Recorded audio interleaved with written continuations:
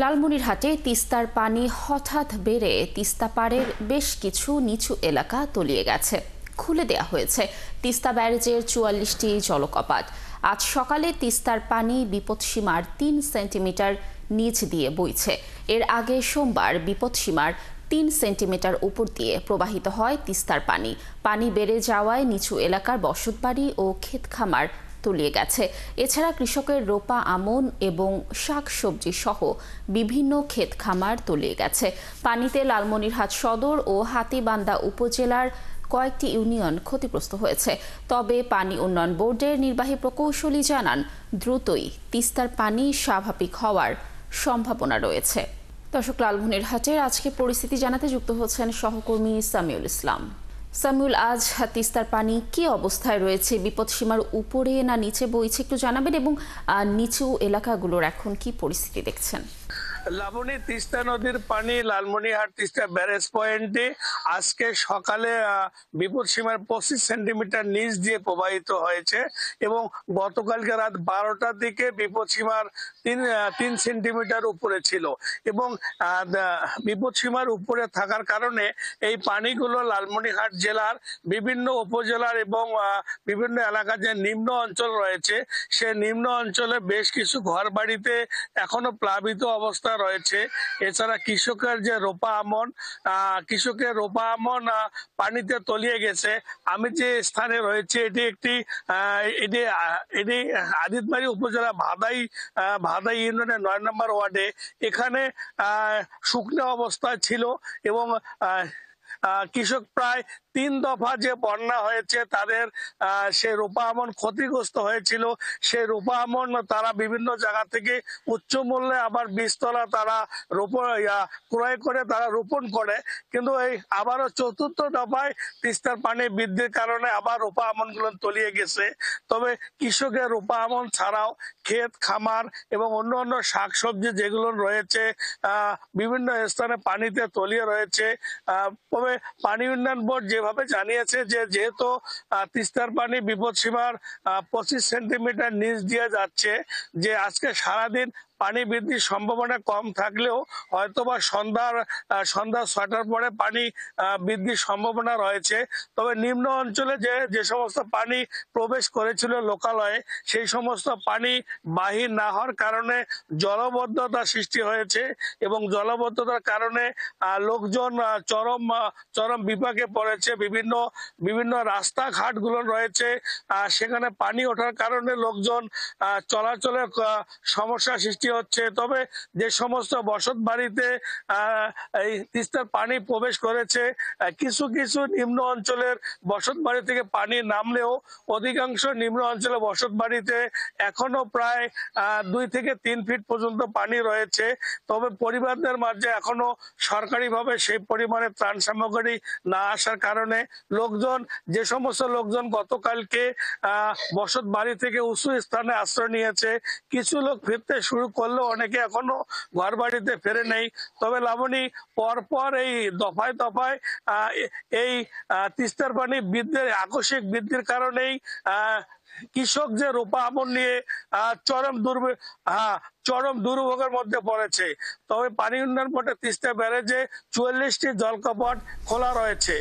লাবণী, এই ছিল লালমনিরহাটের বন্যার সর্বশেষ খবর। সামিউল, ধন্যবাদ আমাদের সাথে যুক্ত থাকার জন্য। দর্শক, যেমনটি বলছিলাম যে লালমনিরহাটে তিস্তার পানি হঠাৎ বেড়ে তিস্তা পাড়ের বেশ কিছু নিচু এলাকার প্লাবিত হয়েছে। এই বিষয়ে সর্বশেষ তথ্য জানাচ্ছিলেন আমাদের সহকর্মী। সুনামগঞ্জ সীমান্তে আদিবাসী পাহাড়ি গ্রামে খাবার পানির তীব্র সংকট দেখা দিয়েছে। আদিবাসীরা জানিয়েছেন, খাবার পানির জন্য তারা পাহাড়ি ঝর্ণা কিংবা ঝিরির উপর নির্ভর করে। তবে সাম্প্রতিক সময়ে পর্যটকদের অবাধ ঘোরাঘুরির কারণে ঝর্ণার পানি সংগ্রহে বিপাকে পড়েন তারা। পানি সংকটের কথা বারবার বিভিন্ন দপ্তরে জানানো হলেও কোনো সুরাহা হচ্ছে না। শহীদ নূর আহমেদের তথ্য ছবিতে প্রতিবেদন।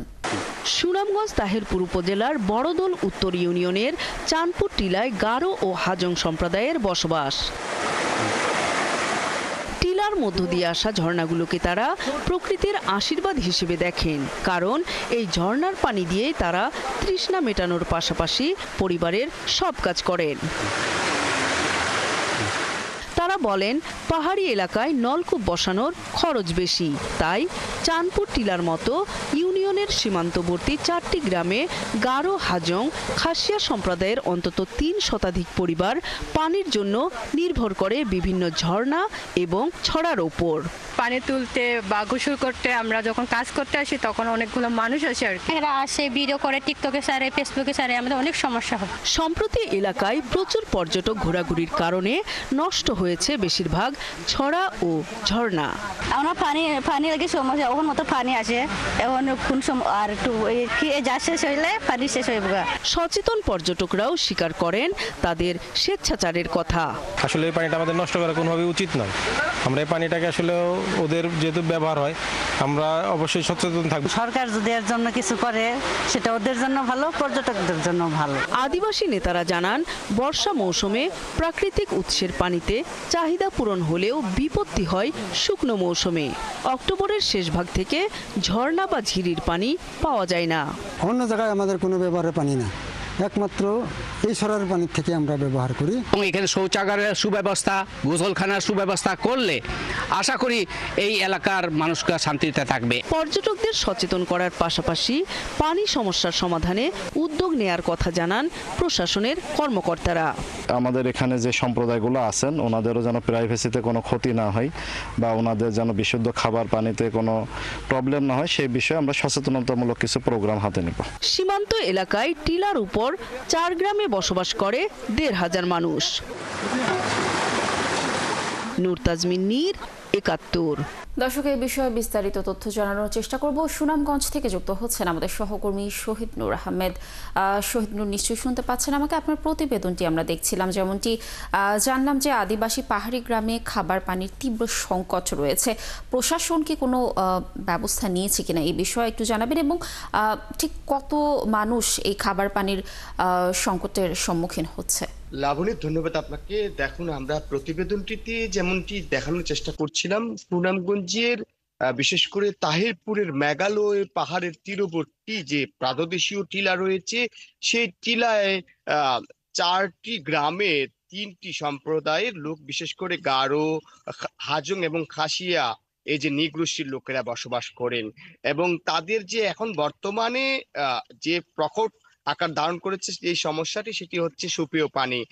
তারা আসলে ওই এলাকার মানুষজন যে পাহাড়ি যে ছড়া বা ঝর্ণা রয়েছে সেখান থেকেই পানি সরবরাহ করে থাকেন, কিন্তু সম্প্রতি সময়ে আসলে এই ঝর্ণাগুলো পর্যটকদের কাছে পরিচিতি পাওয়ায় ঝর্ণায় যখন মানুষরা যাচ্ছেন তখনই বিপত্তি বাড়ছে, কেননা এই ঝর্ণার পানি নষ্ট হচ্ছে এবং এই পর্যটকদের অবাধ বিচরণের কারণে তারা কিন্তু আসলে এই ঝর্ণার পানি সরবরাহ করতে পারছেন না বা বিঘ্নিত হচ্ছে। যেমনটা আসলে যদি জানাই, বর্ষাকালে যদিও এই ঝর্ণার পানি বৃষ্টির সময় স্বাভাবিক থাকে, শুষ্ক মৌসুমে এই ঝর্ণা পানি কমে যায় এবং বিশুদ্ধ পানির জন্য আরো সমস্যায় ভুগছেন ওই এলাকার মানুষজন। আমরা কথা বলেছিলাম আদিবাসী সম্প্রদায়ের লোকজনদের সাথে এবং তাদের যে নেতা রয়েছেন, সাংগঠনিক সম্পাদক অ্যান্ড্রু সুলেমানের সাথে। তিনি বলেছেন যে আসলে এই এলাকার মানুষজন সম্প্রতি সময়ে যে সমস্যায় তারা রয়েছেন, তারা এই সমস্যা নিরসনের জন্য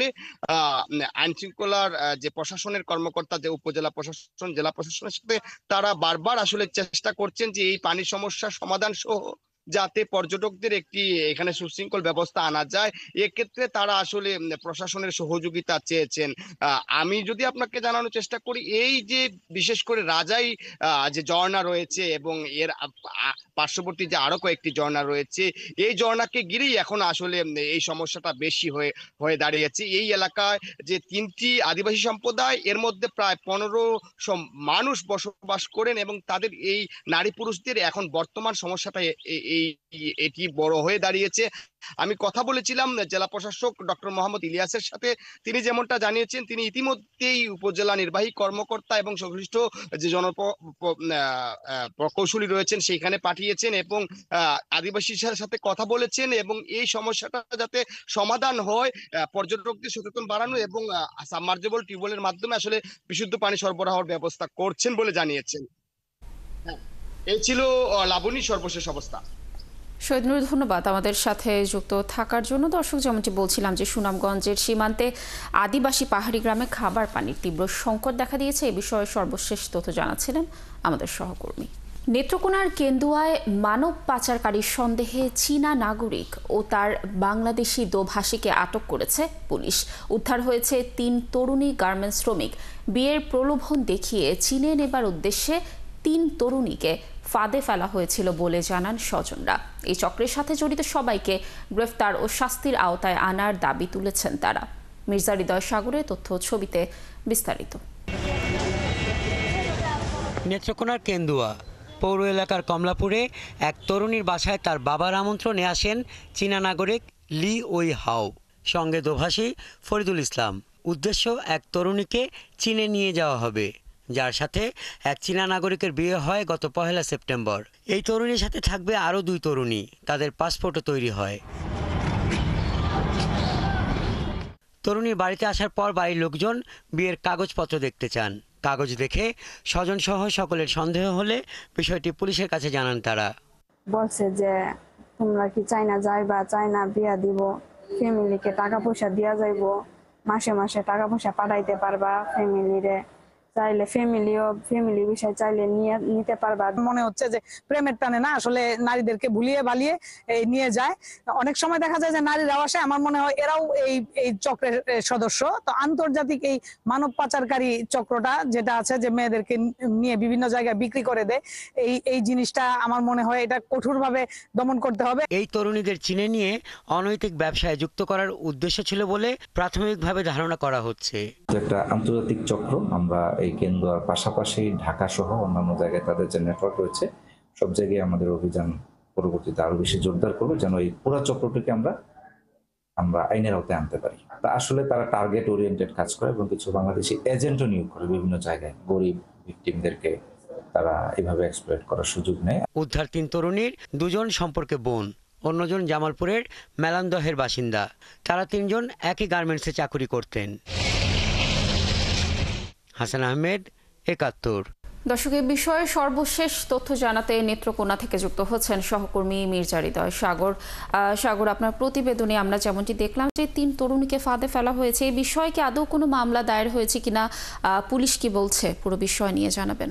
প্রতিবেদনে যেমনটি দেখাচ্ছিলেন, নেত্রকোনার কেন্দুয়া এলাকায় গার্মেন্টস কর্মীকে বিয়ের প্রলোভন দেখিয়ে চীনে নেওয়ার উদ্দেশ্যে একটি মহল কাজ করছিল। তাদেরকে গতকাল পুলিশ আটক করে এবং এইখানে ছিল চীনা নাগরিক একজন। আসলেই বলতে গেলে ফরিদুল নামের একজন যুবক, সে মূলত এটার পরিচালনা করত চীনা নাগরিকের সহায়তায়। আর পুলিশের সাথে আমরা যেটা কথা বলেছি, ইতিমধ্যে ফরিদুলের নামে একটি অভিযোগ দাখিল হয়েছে। তবে চীনা নাগরিকের বিরুদ্ধে এখনো অভিযোগ দায়ের হয়নি। জেলা প্রশাসনের সাথে আমরা কথা বলেছিলাম, যেহেতু চীনা নাগরিক, তার সাথে কথা বলার কোনো প্রসেসিং নেই, সে কোনো ধরনের উত্তর দিচ্ছে না। তাই প্রশাসনিকভাবে দূতাবাসের সাথে যোগাযোগ করে পরবর্তীতে আইনি ব্যবস্থা নেওয়া হবে। তবে গার্মেন্টস কর্মী যারা আছে তাদের দাবি, তাদেরকে বিভিন্ন সময় বিভিন্ন মাধ্যমে যোগাযোগ করে এবং তাদের কাছে ওই চীনা নাগরিকের পরিচয় করিয়ে দেয় ফরিদুল। তাদেরকে পরিচয় করিয়ে দেয়, তাদেরকে উন্নত জীবনের আশায় চীন নিয়ে যাবে এমন প্রস্তাব দেয়। পরবর্তীতে পাসপোর্ট করার উদ্দেশ্যে যখন পাসপোর্ট অফিসে নিয়ে যায়, তখন সাদা কাগজে সাইন রেখে পরবর্তীতে জানায় যে সাদা কাগজের মাধ্যমে, নোটারি পাবলিকের মাধ্যমে ওই তরুণীর চীনা নাগরিকের সাথে বিয়ে হয়ে গেছে। এই বিয়ের কথা শোনায় তরুণীর বাবা মূলত কেন্দুয়ায় জামাই এবং মেয়েকে দাওয়াত দিয়ে নিয়ে আসে। তারই সাথে মেয়ের খালাতো বোন ও জামালপুরের এক বান্ধবী কেন্দুয়ায় আসে। পরবর্তীতে স্থানীয়রা যখন চীনা নাগরিক এবং ওই দুবাসী ফরিদুলের কাছে বৈধ কাগজপত্র চায় বিয়ের এবং চীনা যাওয়ার যে নিশ্চয়তা, এই কাগজপত্র চাওয়ার পরে সন্দেহ জন্মায়, সঠিক কাগজপত্র দিতে পারে না। তবে গাজীপুর থেকে একটি কাগজ সেটি এনে দেয়, সেটি ভুয়া প্রমাণিত হয়। পরবর্তীতে প্রশাসনের সাথে যোগাযোগ করলে এবং গণমাধ্যম কর্মীদের সাথে যোগাযোগ করলে তারা গিয়ে দেখে যে এই কাগজগুলো ভুয়া। পরবর্তীতে তাদেরকে আটক করে রাখা হয়। এখন পর্যন্ত আমরা যতটুকু জানি, এখনো কেন্দুয়া থানায় আটক রয়েছে। তবে ভুক্তভোগীরা একটি অভিযোগ দাখিল করেছে প্রতারণা মামলার। এই ছিল নেত্রকোনা থেকে আমার সর্বশেষ। লাবণী। সাগর, ধন্যবাদ আমাদের সাথে যুক্ত থাকার জন্য। নিশ্চয়ই আমরা পরবর্তীতে আরও তথ্য এ বিষয়ে আপনার কাছ থেকে জানতে পারবো এবং দর্শকদেরকে জানাতে পারবো। দর্শক, যুক্ত ছিলেন আমাদের সহকর্মী মির্জা হৃদয় সাগর। পটুয়াখালীর কলাপাড়ায় একটি বেসরকারি ক্লিনিকে সদ্যজাত শিশুকে ভুল চিকিৎসার অভিযোগ উঠেছে। সিজারিয়ানের সময় নবজাতকের পা ভেঙে ফেলার অভিযোগ উঠেছে নার্স ও চিকিৎসকদের বিরুদ্ধে। ক্লিনিক কর্তৃপক্ষের বিরুদ্ধে সুচিকিৎসা দেবার বদলে বিষয়টি ধামাচাপা দেবার অভিযোগ করেছেন শিশুর স্বজনরা। আর অভিযুক্ত চিকিৎসক বলছেন, শিশুটির পা কিভাবে ভেঙেছে তা পরীক্ষা ছাড়া বলা সম্ভব নয়। ওই শিশুকে উন্নত চিকিৎসার জন্য বরিশালে পাঠানো হয়েছে। মিলন কর্মকার রাজুর তথ্য ছবিতে প্রতিবেদন। বৃহস্পতিবার পটুয়াখালীর পৌর শহরের জমজম ক্লিনিক অ্যান্ড ডায়াগনস্টিক সেন্টারে ভর্তি হন লালুয়া ইউনিয়নের গোলবুনিয়া গ্রামের মিম বেগম। ওই রাতেই সিজারিয়ান অপারেশন হয় তার। অপারেশন করেন ডাক্তার পার্থ সমাদ্দার। জন্ম নেয় পুত্র সন্তান। শিশুর পরিবার জানায়, জন্মের পরপরই শিশুর কান্না থামছিল না। চিকিৎসকরা তাকে ইনজেকশন দেয়। এরপর গত 3 দিন কান্না কিছুটা কমে শিশুটির, কিন্তু তার বাম পা ফুলে উঠতে থাকে।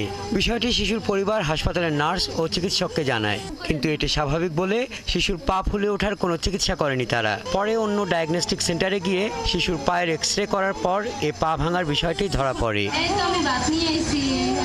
স্বজনদের অভিযোগ, পা ফোলার চিকিৎসা ক্লিনিকে হবে না বলে তাদের অন্যত্র যেতে বলা হয়। এতে দিশেহারা শিশুর পরিবার বিষয়টি সবাইকে জানাবে এমন কথা বলার পর ক্লিনিক কর্তৃপক্ষ শিশুটির চিকিৎসার জন্য বরিশালে রেফার করে।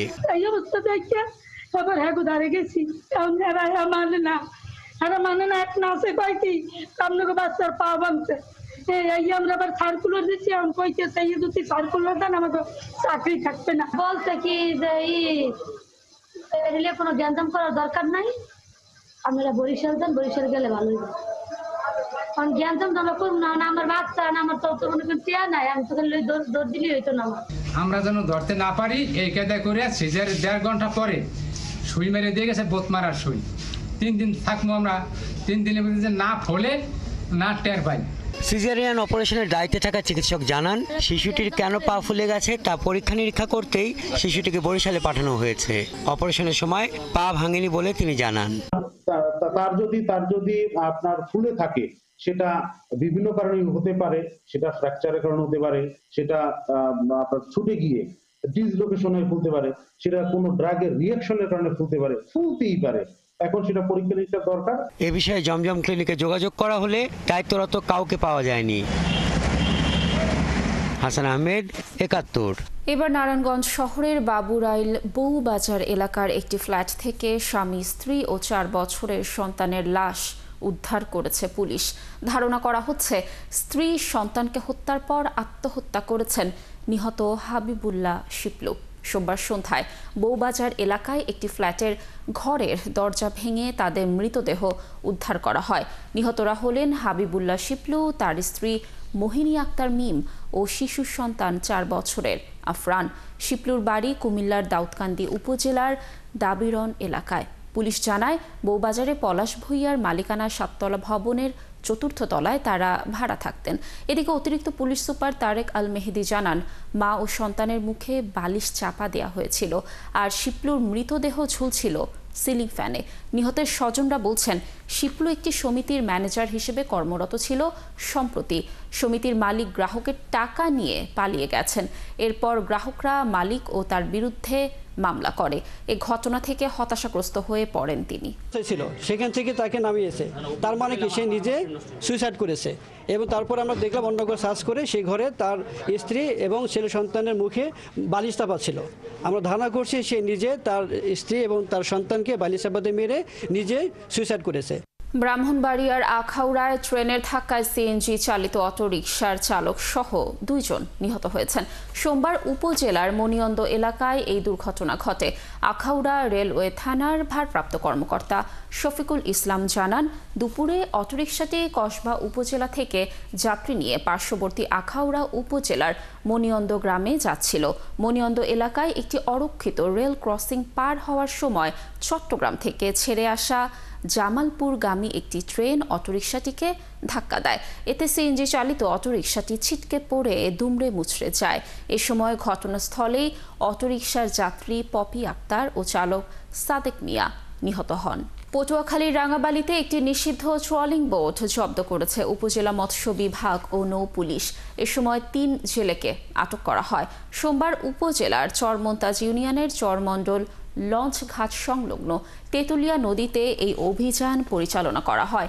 এই অভিযানের নেতৃত্ব দিয়েছেন ইলিশ সম্পদ উন্নয়ন ও ব্যবস্থাপনা প্রকল্পের পরিবীক্ষণ ও মূল্যায়ন কর্মকর্তা কৌশিক সরকার। তেতুলিয়া নদীতে মাছ ধরার প্রস্তুতিকালে ট্রলিং জব্দকৃত বোটটির নাম FB সীতারাম ৩। আটক জেলেরা হলেন ভুট্টু ফরাজি, সোহাগচন্দ্র দাস এবং নুরুদ্দিন। তাদের বিরুদ্ধে সোমবার রাতে রাঙাবালি থানায় মামলা দায়ের করা হয়। রাঙাবালি থানার ভারপ্রাপ্ত কর্মকর্তা শামীম হাওলাদার বলেন, আটক ৩ জনের বিরুদ্ধে সামুদ্রিক মৎস্য আইন ২০২০ অনুযায়ী থানায় নিয়মিত মামলা দায়ের করা হয়েছে। খুলনা নগরীর রূপসার স্ট্যান্ড রোডে বেসরকারি ক্লিনিক ড্যাপস হাসপাতাল থেকে চুরি হওয়া ৪ দিনের নবজাতককে ফিরিয়ে দিয়ে গেছেন নার্গিস বেগম নামের এক নারী। সোমবার হাসপাতালের প্রথম তলার একটি কেবিন থেকে নবজাতককে চুরি করেন ওই নারী। এরপর শিশুটিকে নিয়ে তিনি তার গ্রামের বাড়ি বাগেরহাটের ফকিরহাট দিয়াপাড়ায় এলাকায় যান, কিন্তু পরে অনুতপ্ত হয়ে নগরীর রূপসা স্ট্যান্ড রোডের ইস্পাহানি গলিতে এসে পুলিশের কাছে নবজাতককে হস্তান্তর করেন। এ সময় নার্গিস বেগমকে জিজ্ঞাসাবাদের জন্য হেফাজতে নেওয়া হয়। তিনি জানান, নিজের 5টি কন্যা সন্তান থাকায় পরিবারে নির্যাতনের শিকার তিনি। এ কারণে হাসপাতাল থেকে ছেলে শিশুটিকে চুরি করেন, কিন্তু পরে আবার ফিরিয়ে দেন। এদিকে নিজ সন্তানকে ফিরে পেয়ে কান্নায় ভেঙে পড়েন শিশুটির বাবা মা। সংসদীয় আসন পুনর্বিন্যাসের দাবিতে ফরিদপুর ও বাগেরহাটে চলছে বিক্ষোভ কর্মসূচি। সোমবার ফরিদপুরের ভাঙ্গায় থানা ও উপজেলা পরিষদে ব্যাপক ভাঙচুর করে বিক্ষোভকারীরা। এ সময় বেশ কয়েকটি গাড়িতে আগুন দেওয়া হয়। এতে এক সাংবাদিক সহ আহত হয়েছেন বেশ কয়েকজন। এদিকে আসন পুনর্বহালের দাবিতে চলা বিক্ষোভে আজ নতুন কর্মসূচি ঘোষণা হয়েছে। আজ জেলা ও উপজেলা নির্বাচন অফিস ঘেরাও ও অবস্থান কর্মসূচি পালন করবেন অবরোধকারীরা। সহকর্মীদের তথ্য ছবিতে প্রতিবেদন। সোমবার দুপুরে সংসদীয় আসন পুনর্বিন্যাসের প্রতিবাদে হাজার হাজার বিক্ষুব্ধ জনতা ফরিদপুরের ভাঙ্গা থানা ও উপজেলা পরিষদ ঘেরাও করে। এ সময় তারা থানার সামনে থাকা কয়েকটি গাড়ি ভাঙচুর করে আগুন ধরিয়ে দেয়। দাবি না মেনে মামলা করায় তাদের এই ক্ষোভ। এই মামলা দেয় আমাদের দেশ ও গ্রামবাসী এমন ক্ষুব্ধ হয়েছে যে আমাদেরকে একটা প্রাণ থাকতেও আমরা এই দিক লক্ষ্য করব না। এর আগে সকালে ভাঙ্গা ও আশপাশের এলাকার 8টি পয়েন্টে মহাসড়ক অবরোধ করেন আন্দোলনকারীরা। এ সময় তাদের সরানোর চেষ্টা করে পুলিশ। পরে তারা বিক্ষুব্ধ হয়ে ওঠেন। এক পর্যায়ে লাঠিসোঁটা নিয়ে এলাকাবাসী রাস্তায় নেমে আসায় দুটি মহাসড়কে যানবাহন চলাচল বন্ধ হয়ে যায়। এতে চরম দুর্ভোগে পড়েন যাত্রীরা। 3 দিন আমাদের অবরোধ থাকবে। তাতে যদি সিদ্দিক চেয়ারম্যান না এই আলজি হামিদি ভাঙ্গার 100 লোককেও অ্যারেস্ট করে 90,000 লোকের নামে যদি মামলা করে, আমরা ভাঙ্গা আলজির লোক পিছিয়ে হটবো না।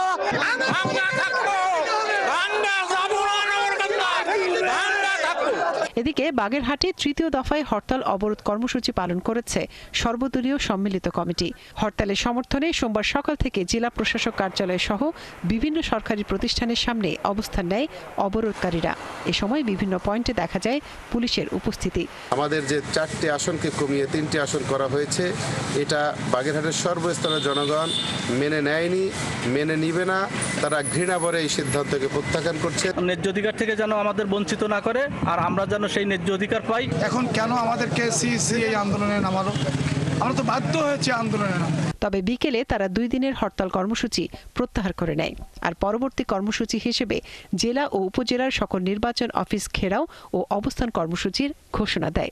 আগামী 2 দিনে আমাদের যে অর্ধদিবস হরতাল 16-17 তারিখে ছিল, সেটি আমরা প্রত্যাহার করে আমরা বাগেরহাটের জেলা এবং উপজেলায় যে কয়টি নির্বাচন কমিশনারের অফিস আছে, সেই অফিসে আমরা অবস্থান কর্মসূচি গ্রহণ করেছি।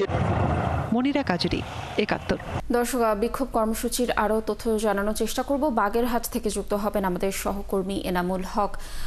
এনামুল, আজ তো 9টা থেকে অবরোধকারীরা তাদের কর্মসূচি শুরু করার ঘোষণা দিয়েছে। কর্মসূচির বিষয়ে বিস্তারিত কি তথ্য রয়েছে আপনার কাছে জানাবেন আমাদের। লাবণী, আপনি জানেন যে বাগেরহাটের 4টি আসন থেকে একটি আসন বিলুপ্তি করার পর থেকেই কিন্তু বাগেরহাট জেলা জুড়ে কিন্তু আন্দোলন শুরু হয়েছে। সেই আন্দোলনের ধারাবাহিকতায় কিন্তু গত কয়েকদিন আগে কিন্তু 4 দিনের কর্মসূচি ঘোষণা করছিল সর্বদলীয় সম্মিলিত কমিটি। তার ধারাবাহিকতা কালকে কিন্তু দিনভর হরতাল ছিল এবং আজকে এবং আগামীকালকেও কিন্তু অর্ধ দিবস হরতাল ছিল। সেই হরতাল কিন্তু গতকাল বিকেলে সর্বদলীয় সমন্বয় কমিটির কো কনভেনর এম এ সালাম কিন্তু ঘোষণা করছেন যে আজকে সকাল 9টা থেকে জেলার প্রত্যেকটি নির্বাচনী কার্যালয়ের সামনে, নির্বাচনী অফিসের সামনে কিন্তু অবস্থান কর্মসূচি পালন করবেন। সেটি কিন্তু আজ সকাল 9টা থেকেই শুরু হবে। তবে এই মুহূর্তে কিন্তু কোনো নেতাকর্মী কিন্তু মাঠে বা উপজেলার নির্বাচন কমিশনার কার্যালয়ে সামনে নেই। এটি কিন্তু জেলা যে নির্বাচন অফিস কার্যালয় সেখানেও কিন্তু এই ঘেরাও কর্মসূচি এবং অবস্থান কর্মসূচি পালিত হবে। লাবণী, ধন্যবাদ আমাদের সাথে যুক্ত থাকার জন্য। দর্শক, বাগেরহাটের বিক্ষোভ কর্মসূচির সর্বশেষ তথ্য জানাচ্ছিলেন আমাদের সহকর্মী এনামুল হক। এবার একটু আমরা ফরিদপুরে চলে যাব। ফরিদপুরের বিক্ষোভ কর্মসূচির তথ্য আপনাদেরকে জানানোর চেষ্টা করব। যুক্ত হবেন আমাদের সহকর্মী মনিরুল ইসলাম টিটু। টিটু, আমরা দর্শকদেরকে যেমনটি জানাচ্ছিলাম যে বিক্ষোভ কর্মসূচি তো চলছে, আজ কর্মসূচির কি কি তথ্য রয়েছে একটু জানাবেন আমাদেরকে, আর এখন পর্যন্ত আসলে পরিস্থিতি কেমন দেখছেন, স্থানীয় যারা রয়েছে তাদের মতামত কি? লাবণী, তার আগে গতকালের ঘটনাটি আরেকবার জানিয়ে রাখি। সেটি হচ্ছে গতকাল কিন্তু এই বিক্ষোভ কর্মসূচি থেকে এক পর্যায়ে ফরিদপুরের ভাঙ্গা যে উপজেলা পরিষদ সেখানে হামলা করা হয় থানায় এবং হাইওয়ে পুলিশের থানায় বা কার্যালয় হামলার ঘটনার পরে বিকালে 4টার পরপরই কিন্তু যে অবরোধকারী তারা কিন্তু মহাসড়ক ছেড়ে সরে যান। এরপর থেকে একটি থমথমে অবস্থা বিরাজ করছে এই সমস্ত প্রতিষ্ঠানগুলোতে হামলা হওয়ার কারণে। তো গত রাতে তাদের একটি সিদ্ধান্ত হয়েছে, যেটি জানতে পেরেছি মধ্যরাতে, সেটি হচ্ছে আজকে তারা সড়কে অবরোধ সৃষ্টি করবেন না। তারা বেলা 12টার দিকে ঈদগাহ ময়দানে জমা হয়ে সেখানে তারা শান্তিপূর্ণ কর্মসূচি পালন করার চেষ্টা করবেন এমনটি বলছেন। অপরদিকে গতকালের যে ঘটনা, সেই ঘটনা পরিদর্শন করেছেন জেলা প্রশাসক সহ ঢাকা রেঞ্জের ডিআইজি। তারা কিন্তু বলেছেন যে এই যে যারা হামলা করেছে, এই হামলা ঘটনার সাথে যারা সম্পৃক্ত ছিল তাদের অবশ্যই আইনের আওতায় আনা হবে। একই সাথে জনগণের নিরাপত্তা নিশ্চিত করতে পুলিশকে নির্দেশ দেওয়া হয়েছে ডিআইজি মহোদয়ের পক্ষ থেকে। অপরদিকে জেলা প্রশাসক তিনিও কিন্তু বলছেন যে এসব ঘটনার সাথে যারা জড়িত তাদেরকে অবশ্যই বিচারের আইনের আওতায় তাদেরকে আনা হবে, সেটি তারা বলছেন। আপনি জানেন যে এই আন্দোলনটি বেশ কয়েকদিন ধরেই চলছিল বা চলছে। এটি গত 4 সেপ্টেম্বর নির্বাচন কমিশন ফরিদপুর 4 আসনের ভাঙ্গা উপজেলার আলগি এবং হামিদদি ইউনিয়নকে পাশের ফরিদপুর 2 আসনভুক্ত করে একটি গেজেট প্রকাশ করে। সেই গেজেট প্রকাশের পরদিনই কিন্তু মহাসড়ক অবরোধ করে এই 2 ইউনিয়নের মানুষ। পরবর্তীতে তাদের সাথে কিন্তু দিনে দিনে যোগ হয় সর্বস্তরের মানুষ। এই মুহূর্তে সড়কে কোনো ধরনের মানে প্রতিবন্ধকতা নেই, যানবাহন চলাচল স্বাভাবিক রয়েছে। আমরা যদি একটু পাশে দেখি, সব জায়গায় কিন্তু যানবাহন চলাচল স্বাভাবিক রয়েছে এবং তবে এই সড়কটি এড়িয়ে চলার চেষ্টা করছেন অনেকেই, কারণ কেউ কোনো পরিবহন শ্রমিক বা পরিবহন সংশ্লিষ্টরা মনে করছেন যে এসব বিষয় নিয়ে হঠাৎ করে আবার অবরোধের কোনো ঘটনা ঘটতে পারে, আকস্মিকভাবে যাতে এই ধরনের কোনো ঘটনার মুখোমুখি হতে না হয়, সেই কারণে সড়কে যানবাহনের উপস্থিতি কিছুটা কম রয়েছে।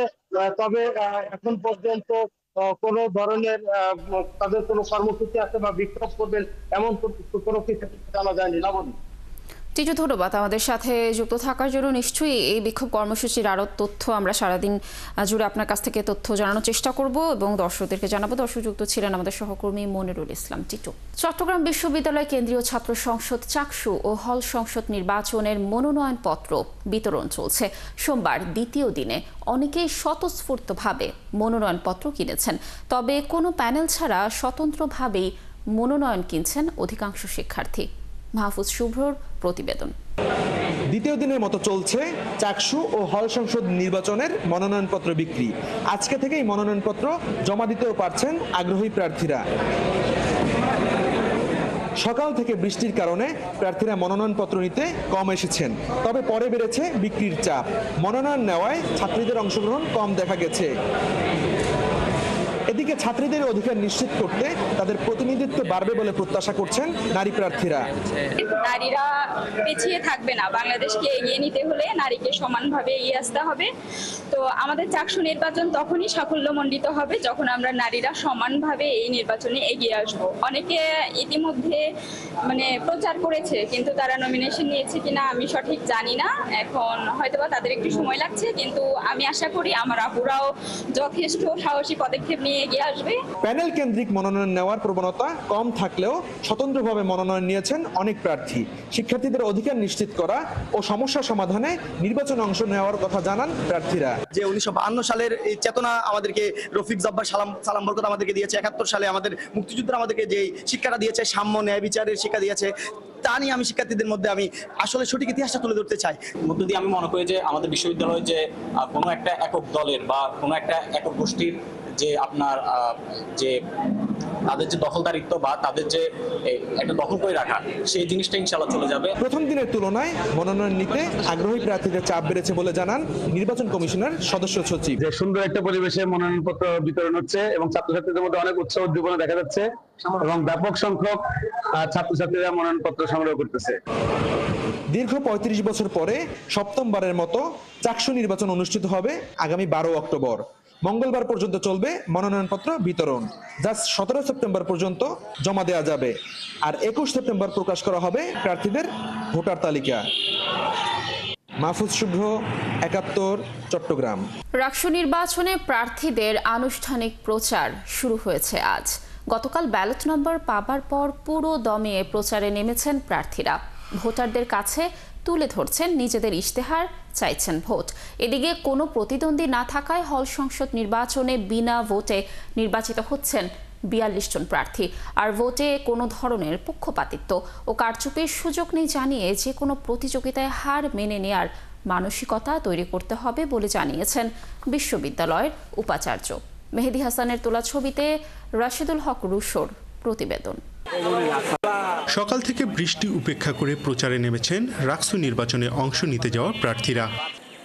ক্যাম্পাসের কাজী নজরুল ইসলাম মিলনায়তনের সামনে নির্বাচনের প্রচার চালান শিবির সমর্থিত সম্মিলিত শিক্ষার্থী জোটের ভিপি প্রার্থী মোস্তাকুর রহমান জাহিদ। এ সময় তিনি শিক্ষার্থীদের উন্নয়নে কাজ করার প্রতিশ্রুতি দেন। শিক্ষার্থীদের কাছে পরামর্শ নিয়েছি, সেই পরামর্শগুলো সবগুলোই আমরা মূল্যায়ন করে ইশতেহারে যুক্ত করার চেষ্টা করেছি। আমরা আশা রাখব সম্মিলিত শিক্ষার্থী জোটের সকল প্রার্থীদেরকে শিক্ষার্থীরা তাদের যোগ্য প্রতিনিধি হিসেবে বাছাই করে নিবে ইনশাআল্লাহ। ওদিকে ক্যাম্পাসের সিরাজি ভবনের সামনে শিক্ষার্থীদের সাথে নির্বাচনী প্রচারে নামেন ছাত্রদল মনোনীত ভিপি প্রার্থী শেখ নুরুদ্দিন আবির। নির্বাচিত হলে ইতিবাচক ইশতেহারগুলো বাস্তবায়নেও কাজ করবেন বলে জানালেন। আমি যদি বিজয়ী হই তাহলে পরাজিত বা আরও অন্যান্য যেই প্রার্থীরা আছে তাদের ইশতেহার থেকে যেগুলো দেখব যে ছাত্রদের বেস্ট, সেগুলো আমি কালেক্ট করে তাদের মাধ্যমে তাদের সাহায্য নিয়েই আমি কিন্তু কাজ করব। এছাড়া সারাদিন ক্যাম্পাসে নির্বাচনী প্রচার চালিয়েছেন অন্যান্য পদে প্রতিদ্বন্দ্বিতাকারী প্রার্থীরা। আল্লাহ যদি সুযোগ দেয় তাহলে হয়তো বা ভ্যালিড একটা জায়গা থেকে কাজ করবো। যে নির্বাচন সফল হোক, সবাই যেন স্বতন্ত্রভাবে বা দলীয় যেভাবে তারা দাঁড়াক, সবাই যেন বন্ধুপূর্ণ এবং বাৎসল্যপূর্ণভাবে সবাই যেন অংশগ্রহণ করে। এদিকে হল সংসদ নির্বাচনে বিনা প্রতিদ্বন্দ্বিতায় নির্বাচিত হতে যাচ্ছেন ৩৯ জন প্রার্থী। আর নির্বাহী সদস্য 3টি পদে কোনো মনোনয়ন উত্তোলন হয়নি। মোট 6টি হলে ৪২ জন প্রার্থী বিনা প্রতিদ্বন্দ্বিতায় নির্বাচিত হয়েছেন। প্রতিদ্বন্দ্বিতায় যেমন 4 জন সদস্য নির্বাচিত হবে, সেখানে ক্যান্ডিডেট হয়েছে 3 জন অথবা 4 জন। 5 জন হলেই ওখানে নির্বাচন হতো। দুপুরে রাকসু কি এবং কেন শীর্ষক সেমিনারে যোগ দিয়ে উপাচার্য দিলেন কড়া বার্তা। জানান, রাকসু নির্বাচনে কোনো ধরনের পক্ষপাতমূলক আচরণের সুযোগ নেই। যুক্তিগ্রাহ্য এবং আমলযোগ্য অভিযোগ থাকলে অবশ্যই করবেন এবং সেই অভিযোগের সুরাহা করার দায়িত্ব নির্বাচন কমিশনের। কিন্তু হারলেই খেলা ভালো হয়নি, এই অ্যাটিটিউডের চেয়ে বাজে অ্যাটিটিউডের দুনিয়াতে দুইটা নেই। রাকসু কেন্দ্রীয় ছাত্র সংসদে 247 জন ও সিনেটে 58 জন প্রার্থী প্রতিদ্বন্দ্বিতা করছেন, আর 17টি হল সংসদে অংশগ্রহণ করছেন 597 জন প্রার্থী। রাশিদুল হক রুশো, 71, রাজশাহী। দর্শক, রাকসু নির্বাচনের আরো তথ্য জানাবো। আমাদের সাথে সরাসরি যুক্ত হচ্ছেন সহকর্মী রাশিদুল হক রুশো। রুশো, আপনার প্রতিবেদনে যেমনটি দেখছিলাম যে আনুষ্ঠানিক প্রচারণা শুরু হয়ে গেছে, কেমন চলছে নির্বাচনের প্রচার একটু জানাবেন, এবং প্রার্থীরা কি কোনো ধরনের অভিযোগ করছে কিনা এই বিষয়ে কোনো তথ্য রয়েছে কিনা জানাবেন। দেখুন, এই যে 35 বছর পর রাকসু অনুষ্ঠিত হতে যাচ্ছে, এটি নিয়ে কিন্তু বাড়তি এক ধরনের উচ্ছ্বাস কাজ করছে শিক্ষার্থীদের মধ্যে, প্রার্থীদের মধ্যে তো বটেই। আমরা দেখেছি যে গতকাল একেবারে যে পুরোদমে যেটি বলি যে নির্বাচনী প্রচার, সেটি কিন্তু শুরু হয়ে গেছে। এই সমস্ত প্রার্থীরা তারা বিভিন্ন ভাগে সময়টি ভাগ করে নিচ্ছেন এবং তারা প্রচার কাজ চালাচ্ছেন। সকালের দিকে তারা ক্যাম্পাসে থাকছেন, দুপুরের দিকে বিভিন্ন প্রার্থী আছেন তারা শুধু ক্যাম্পাসেই নয়, আপনি জানেন যে এই ক্যাম্পাসের আশেপাশে যে সমস্ত ছাত্রাবাসগুলো আছে, যেখানে অনেক শিক্ষার্থীরা তারা থাকেন, সেই ছাত্রাবাসগুলোতে তারা যাচ্ছেন এবং রাত পর্যন্ত তারা হলে হলে গিয়ে কিন্তু নিজেদের পক্ষে ভোট চাইছেন। আপনি জানতে চাইছিলেন আসলে অভিযোগের কথা। এখন পর্যন্ত কোনো বড় ধরনের অভিযোগ প্রার্থীরা একে অপরের বিরুদ্ধে আসলে তুলেননি। তারা যেটি বলছেন যে একটি নির্বাচন আসলে কিছু বিচ্যুতি ছোটখাটো হতেই পারে, সেগুলোতে তারা কান দিতে চান না। তারা একটি অংশগ্রহণমূলক রাকসু তারা কিন্তু চান, সে কারণে সেই লক্ষ্য নিয়েই তারা কাজ করে যাচ্ছেন। তো সব মিলিয়ে আপনি রাজশাহী বিশ্ববিদ্যালয়ের উপাচার্যের বক্তব্য শুনছিলেন। তিনি কিন্তু বলেছেন যে শিক্ষার্থীদের উদ্দেশ্য করে যে আসলে কেউ যদি না হারে তবে তাহলে অন্য কেউ জিতবে কিভাবে। তো সেই বিষয়টি হেরে যাওয়ার যে মানসিকতা বা সেটি কিন্তু রাখতে হবে। তিনি আশ্বস্ত করেছেন এতদিন পরে রাকসু হচ্ছে, এই রাকসুতে কোনো ধরনের কারচুপি বা অনিয়ম তিনি হতে দেবেন না, এটি কিন্তু স্পষ্টভাবেই উপাচার্য গতকাল বলেছেন। পাশাপাশি আরেকটি বিষয় আমরা সংবাদে যেমনটি দেখছিলাম যে এখানে 42 জন বিনা প্রতিদ্বন্দ্বিতায় নির্বাচিত হতে যাচ্ছেন। এর ভেতরে যে বিষয়টি হয়েছে, বেশিরভাগই কিন্তু হল সংসদের বিভিন্ন পদে, বিশেষ করে নারী শিক্ষার্থীদের এখানে কিছুটা ভোটে আসার বা অংশগ্রহণের কিছুটা আমরা যেটি দেখেছি যে অনীহা, এটি আসলে তারা আগ্রহী নন ঠিক সেইভাবে। তো এই বিষয়টি নিয়ে আমরা নারীদের সাথে কথা বলার চেষ্টা করেছি। তারা যেটি বলছেন যে অনেকের ইচ্ছা থাকলেও বিভিন্ন ধরনের প্রতিবন্ধকতা বা সাইবার বুলিং এর শিকার হতে পারেন, এই ধরনের কথা চিন্তা করে কিন্তু অনেক নারী শিক্ষার্থী তারা হয়তো ভোটে আসেনি। তবে যারা প্রার্থী আছেন তারা যেটি বলবার চেষ্টা করছেন যে তারা এই রাকসুর পরে এমন একটি পরিবেশ সৃষ্টি করতে চান যেন আগামী দিনে নারীরা আরো এগিয়ে আসেন এবং সেখানে একটি সহাবস্থানের পরিবেশ সৃষ্টি হয়। তো সব মিলিয়ে শিক্ষার্থীরা বা প্রার্থীরা তারা যেটি তাদের নির্বাচনী ইশতেহারে সবাই প্রথম দিকে রাখছেন যে শিক্ষার্থীদের অধিকার নিয়ে তারা কথা বলবেন, তারা ক্যাম্পাসের সুযোগ সুবিধা, তাদের পড়াশোনার সুযোগ সুবিধা বৃদ্ধি এবং আবাসন ব্যবস্থা, বিভিন্ন ধরনের শিক্ষা বান্ধব ইশতেহার কিন্তু তারা দিয়ে যাচ্ছেন।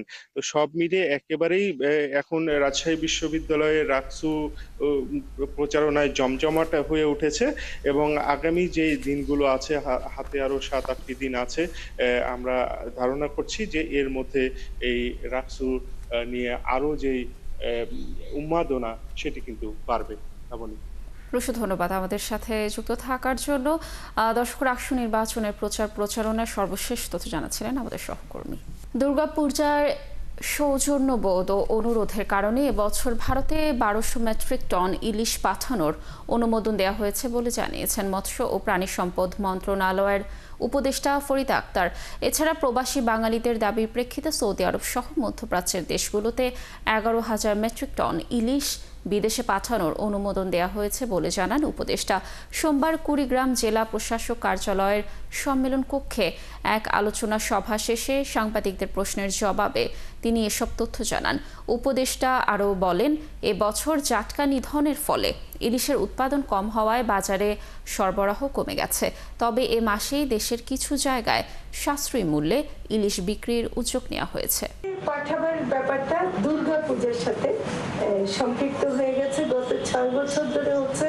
ফলে সেখান থেকে অনুরোধ যখন আসে, এটা একটা আমরা সেখানে সেই সৌজন্য বোধের কারণে এবং খুবই কম মানে দেওয়া হয়েছে। যে গত বছর 3000 মেট্রিক টনের অনুমোদন দেওয়া হয়েছিল, এবছর 1200 মেট্রিক টন দেওয়া হয়েছে। আমি নিশ্চিত না যে কতটুকু শেষ পর্যন্ত নিতে পারবে। সিরাজগঞ্জ সরকারি কলেজে অভিযান পরিচালনা করেছে দুর্নীতি দমন কমিশনের পাবনা সমন্বিত জেলা কার্যালয়ের একটি প্রতিনিধি দল। সোমবার পাবনা সমন্বিত জেলা কার্যালয়ের সহকারী পরিচালক সাধন কুমার সূত্রধরের নেতৃত্বে 3 সদস্যের একটি প্রতিনিধি দল সিরাজগঞ্জ সরকারি কলেজের অধ্যক্ষ মোহাম্মদ আমিনুল ইসলামের কক্ষে প্রবেশ করেন। এ সময় দুদকের প্রতিনিধি দলটি কলেজের মাইক্রোবাসের খরচ, শিক্ষার্থীদের নিকট থেকে আদায়কৃত বিভিন্ন বিষয়ের ফি এবং কলেজের আয় ও ব্যয়ের উৎস সহ বিভিন্ন অনিয়ম দুর্নীতির বিষয়ে অধ্যক্ষের কাছে জানতে চান। বিভিন্ন কাগজপত্র যাচাই বাছাই করেন। পদ্মা সেতুতে নগদবিহীন এবং বিরতিহীন ইলেকট্রনিক টোল কালেকশন সিস্টেমের পরীক্ষামূলক কার্যক্রম শুরু হয়েছে।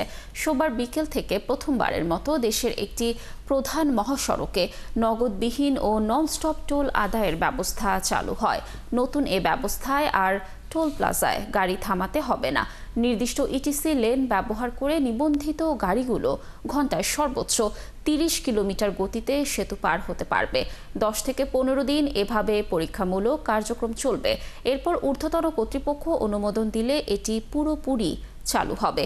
পদ্মা সেতু সাইট অফিসের অতিরিক্ত পরিচালক শেখ ইশতিয়াক আহমেদ জানান, একবার প্রক্রিয়া সম্পন্ন হলে গাড়িটি যে কোনো সময় নির্ধারিত লেন ব্যবহার করে নির্বিঘ্নে পর এ অত্যাধুনিক ইটিসি সিস্টেম চালু হলো।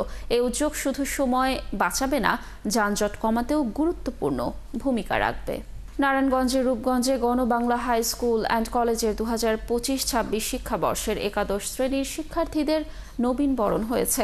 সোমবার উপজেলার ভোলাবো ইউনিয়নের আতলাপুর এলাকায় অত্র প্রতিষ্ঠানের মাঠে এই নবীন বরণ হয়।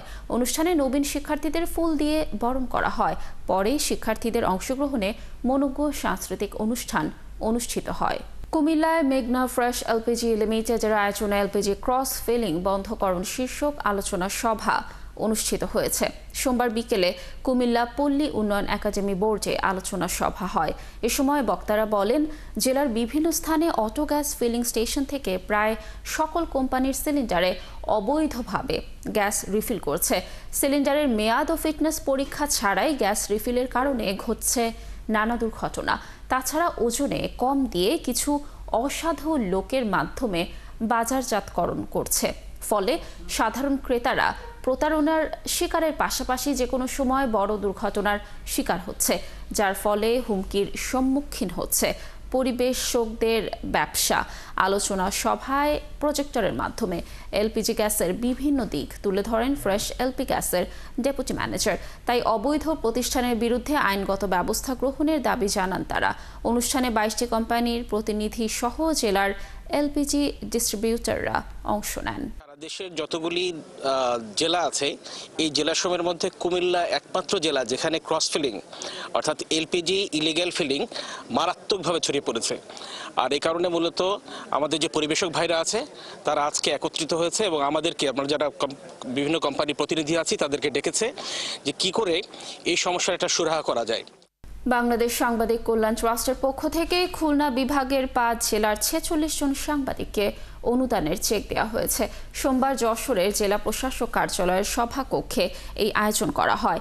এ সময় যশোরে কর্মরত 12 জন সহ নড়াইল, কুষ্টিয়া, খুলনা ও সাতক্ষীরা জেলার 46 জন সাংবাদিকদের মাঝে অনুদানের চেক বিতরণ করা হয়। অনুষ্ঠানের সভাপতিত্ব করেন জেলা প্রশাসক আজহারুল ইসলাম।